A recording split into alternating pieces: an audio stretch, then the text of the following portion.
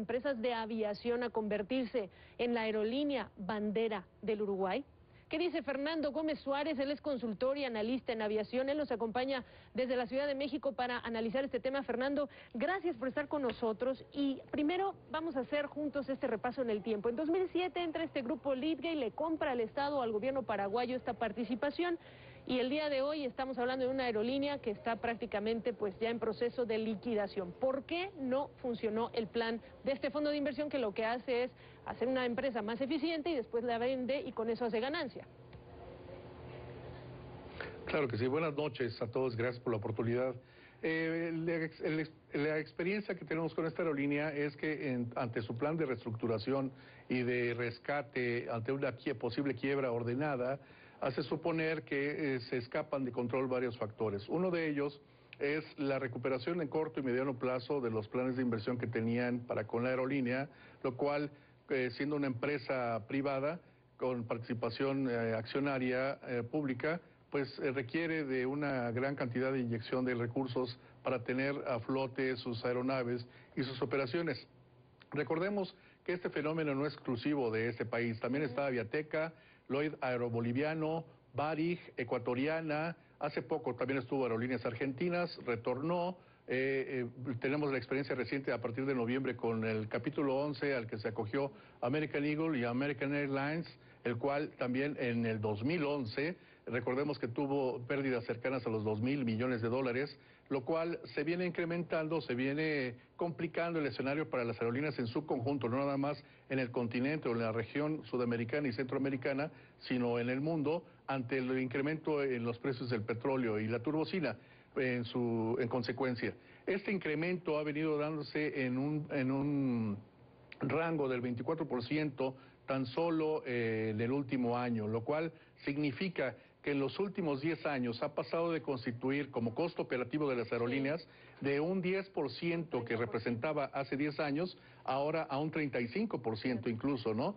Ahora es un escenario que complica mucho la existencia de las aerolíneas en su conjunto. Ok, yo hablaba, es importante señalar el panorama de negocios con el que están operando, bajo el cual están operando las aerolíneas. No es el único caso, hay que contrastar que Europa está peor, que en algunos casos la región se ve mucho más atractiva, en algunos casos, aunque ya se empieza a ver esta desaceleración en aerolíneas más pequeñas como TACA, etcétera. Pero permíteme concentrar en el caso de Pluna, porque hace unos días el expresidente ejecutivo de la compañía, Matías Campiani, habló de un factor del que no se ha hablado mucho o que no se ha analizado mucho, y es el efecto que le ha significado a esta aerolínea Pluna las restricciones que se han impuesto desde Argentina. No solamente restricciones en los temas de controles de cambio, sino también las restricciones desde el año 2008, cuando el gobierno argentino decide hacer una estrategia directamente para proteger a su aerolínea bandera, Aerolíneas Argentinas. Háblame de este factor en particular. Sí, las aerolíneas bandera surgen como medida de protección en una regulación internacional del mercado. Es difícil darle apertura a todas las aerolíneas en un mercado controlado por un régimen central como es Argentina, como es México. Estados Unidos lo tiene distribuido en regiones, entre varios consorcios. Esta posibilidad de cerrar los mercados o tener restricciones a competidores extranjeros o externos hace difícil remontar las posibilidades de tener o de afianzar las finanzas de las aerolíneas con operaciones en otros países. Aproximadamente el 35-45% de los ingresos de las aerolíneas se suscriben mediante estos mercados en el extranjero.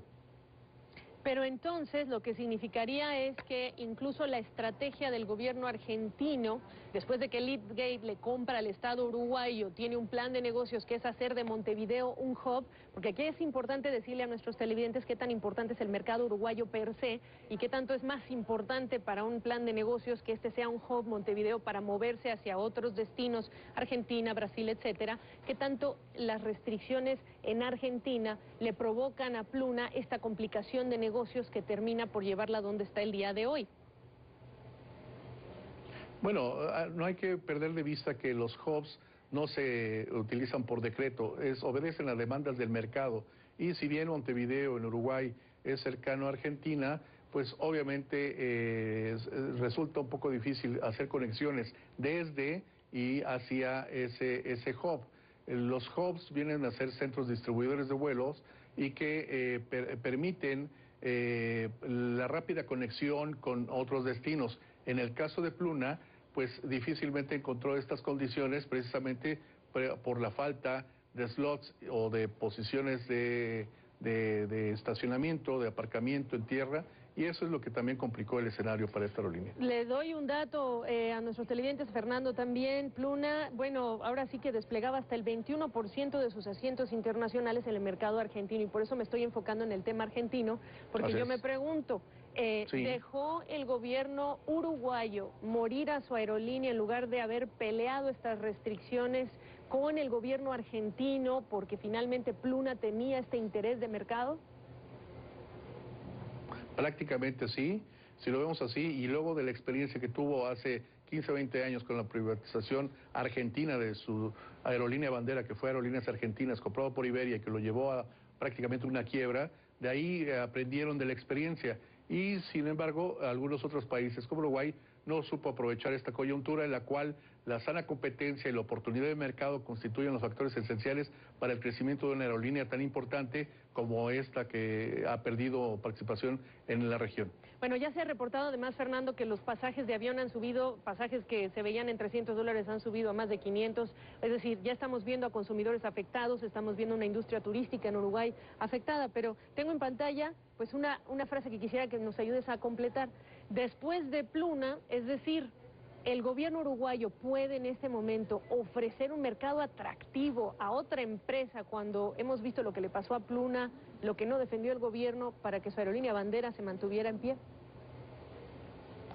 Sí, sin embargo, no hay que perder de vista que es un mercado en el cual prevalece la libre competencia, y en esa competitividad pues hay que desplazar al competidor para precisamente muchas de las aerolíneas lo que pretenden hacer al tener la exclusividad en ciertas rutas aéreas es poder incrementar los precios a diestra y siniestra. Esto en repercusión o en perjuicio del pasajero, quien termina pagando los costos al tener esta exclusividad. Las aerolíneas en ciertas rutas están peleando el mercado, están dominando el mercado algunas otras aerolíneas, están desplazándose otras, y a otras están desapareciendo precisamente por los incrementos, por muchos factores. Uno de ellos es el incremento en el precio de la turbocina, y otro es la mala planeación financiera o administrativa, o las proyecciones de ingresos que tienen las aerolíneas tan importantes en cada uno de los países respectivos. Aquí lo que hay que aprender de esta experiencia es que los países deben crear condiciones de protección a sus aerolíneas bandera y cuidar la competencia o la competitividad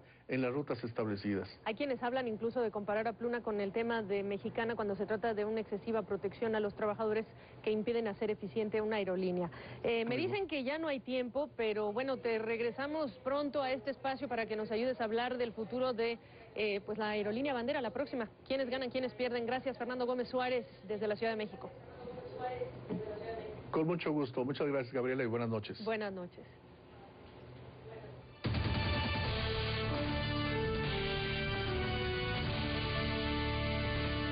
Bueno, hay que hablar ahora de la carrera presidencial. El presidente Barack Obama